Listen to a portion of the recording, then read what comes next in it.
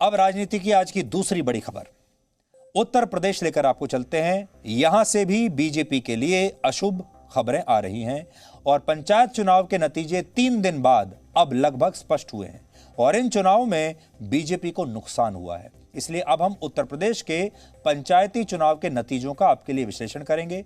उत्तर प्रदेश देश का सबसे बड़ा राज्य है आबादी के हिसाब से। जिस तरह विधानसभा चुनाव में पूरे राज्य की सरकारें चुनी जाती हैं, वैसे ही पंचायती चुनाव में गांव की सरकार चुनी जाती है। इसलिए ये चुनाव भी बहुत महत्वपूर्ण होते हैं और ये जमीनी स्तर के सबसे सशक्त चुनाव होते हैं।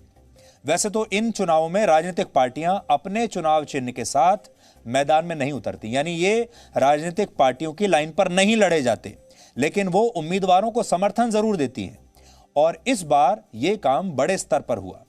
इसलिए बहुत सारी पार्टियां बाद में आपको ये कह सकती हैं कि ये पार्टी लाइन पर लड़ा गया चुनाव था ही नहीं, इसलिए किसी भी पार्टी की जीत और हार का प्रश्न नहीं उठता।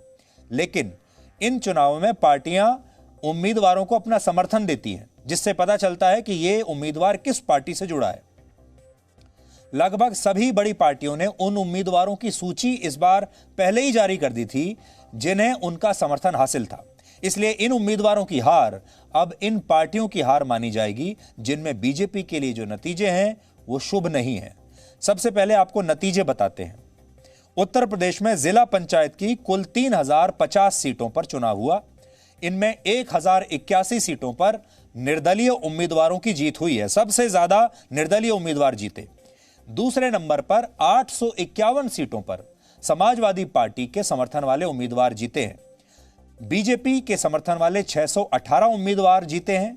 बीएसपी ने जिनको समर्थन दिया था उनमें से 320 उम्मीदवार चुनाव जीते हैं। इसके अलावा अपना दल के 47 और अजीत सिंह की पार्टी आरएलडी के समर्थन वाले 68 उम्मीदवार भी चुनाव जीते हैं और 65 सीटें कांग्रेस के उम्मीदवारों को मिली है। तो आपके सामने ये पूरी स्थिति इस समय उत्तर प्रदेश के पंचायत चुनाव की है, जिसमें समाजवादी पार्टी बीजेपी से आगे निकल गई है। इस चुनावी जमा घटा को सरल शब्दों में समझाएं तो पंचायत चुनाव में सत्तारूढ़ दल बीजेपी समाजवादी पार्टी से हार गई। समाजवादी पार्टी को बीजेपी से 233 सीटें ज्यादा मिली, जबकि बीएसपी के प्रदर्शन में भी सुधार हुआ है, इसलिए मायावती भी खुश होंगी। बहुत से लोग आज ये कह रहे हैं कि जब पंचायत चुनाव पार्टी सिंबल पर लड़ा ही नहीं जाता तो ये बीजेपी की हार कैसे हो गई। तो इसके 2 कारण हैं। पहला कारण यह कि बीजेपी ने जिला पंचायत के लिए अपने उम्मीदवारों को समर्थन दिया था और उनकी सूची बाकायदा इसलिए जारी की थी ताकि लोग उन्हें वोट दें। और दूसरा कारण यह कि पंचायत चुनाव में हमेशा यह ट्रेंड रहता है कि उसी पार्टी के समर्थन वाले उम्मीदवार जीतते हैं जिसकी पार्टी की सरकार सत्ता में होती है, और अभी सत्ता में बीजेपी है। यानी पंचायती चुनाव का ट्रेंड यह रहा है कि जिस पार्टी की सरकार होती है राज्य में, उसी के लोग पंचायत के चुनाव जीतते हैं। लेकिन इस बार अपवाद हो गया, या कह लीजिए इस बार खेला हो गया, और बीजेपी की सरकार वहां पर है, इसके बावजूद बीजेपी के लोग हार गए। 2015 में जब इससे पहले पिछले पंचायत चुनाव हुए थे उत्तर प्रदेश में, तब वहां अखिलेश यादव की सरकार थी, यानी समाजवादी पार्टी की सरकार थी, और चुनाव में उनकी समाजवादी पार्टी के समर्थित उम्मीदवार सबसे ज्यादा जीते थे। लेकिन बीजेपी ने इस ट्रेंड को आज तोड़ दिया, यानी बीजेपी ने ऐसा रिकॉर्ड बना दिया जो वो शायद कभी बनाना नहीं चाहती। बड़ी बात यह है कि अयोध्या, प्रयागराज, वाराणसी और मथुरा में समाजवादी पार्टी ने बीजेपी को हरा दिया।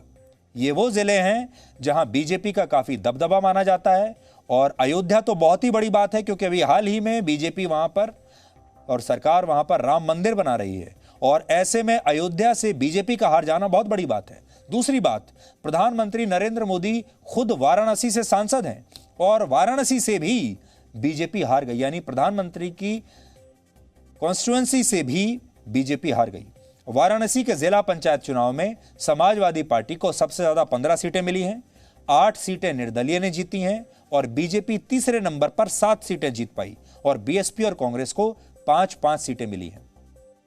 इसी तरह अयोध्या में जिला पंचायत की 40 सीटों में से समाजवादी पार्टी को 21 सीटें मिली, पहले नंबर पर है, और बीजेपी सिर्फ 8 सीट जीत पाई। यह अयोध्या के नतीजे हैं।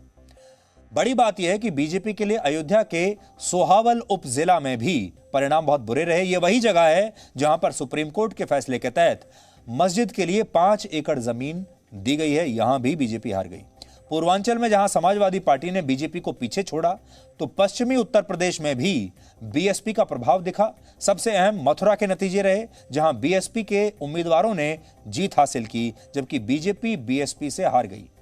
बाकी क्षेत्रों के जिला पंचायत के नतीजे कैसे रहे, ये आप अपनी टीवी स्क्रीन पर देख सकते हैं।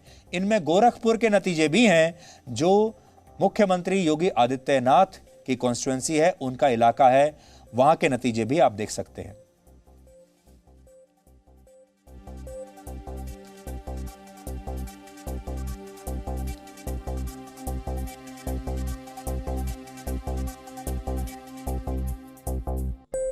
बीजेपी के लिए ये नतीजे अच्छे क्यों नहीं हैं, इसे आप कुछ आंकड़ों से समझिए। 2017 के विधानसभा चुनाव में बीजेपी को 403 में से 312 सीटें मिली थी विधानसभा में, यानी बीजेपी की जीत का स्ट्राइक रेट 77% था।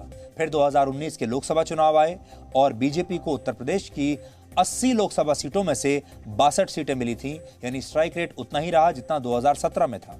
लेकिन पंचायती चुनाव में बीजेपी का स्ट्राइक रेट सिर्फ 25% सीटों पर ही सिमट गया और यह बहुत बड़ी गिरावट है।